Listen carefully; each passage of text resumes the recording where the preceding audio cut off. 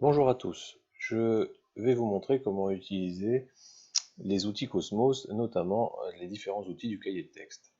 Alors pour commencer, sur le bouton tout en gauche apparaître toutes les différentes options disponibles de Cosmos.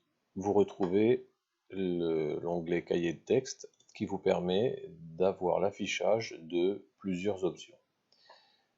L'option prochainement, qui correspond à ce qui va se dérouler dans les prochains jours, aujourd'hui et demain, et les différents travaux à faire. Ensuite, vous avez l'onglet emploi du temps.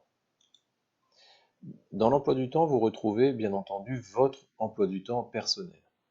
Vous pouvez remarquer que sur certaines cases correspondant à votre emploi du temps, on retrouve des petits icônes qui sont placés en trois petits rectangles. Le premier rectangle correspond au travail qui doit être fait pour cette heure de cours. Donc c'est le travail qui doit être fait avant d'aller dans l'heure de cours. Le rectangle central du milieu, c'est celui qui correspond au travail qui a été fait pendant l'heure de cours. Et le dernier rectangle correspond au travail qui doit être fait pour la prochaine heure de cours.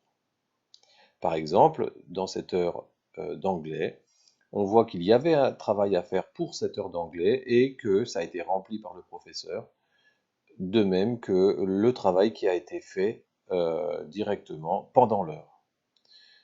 Ici, on voit que rien n'a été encore rempli.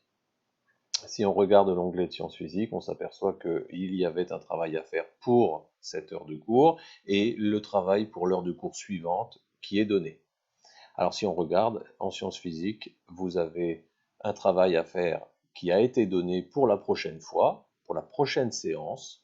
Et donc si je regarde la semaine suivante, je retrouve bien entendu ici le travail qui doit être fait pour la séance suivante. Voilà. Donc vous avez un aperçu rapide des travaux qui sont à faire, qui ont été faits et qui devront être faits. Cet affichage est assez pratique puisqu'on se rend compte tout de suite en un seul coup d'œil les professeurs qui ont rentré un travail à faire ou ce qu'ils ont fait dans l'heure. Si on regarde par exemple en histoire géo, on voit qu'il y a quelque chose de rentré pour cette heure-là. Du coup, en cliquant dessus, on voit apparaître simplement une petite fenêtre. Il vaut mieux cliquer sur consulter la séance pour rentrer dans cette séance et donc voir ce qui a été rentré. Alors ici, on voit qu'il n'y avait pas de travail à faire pour cette séance.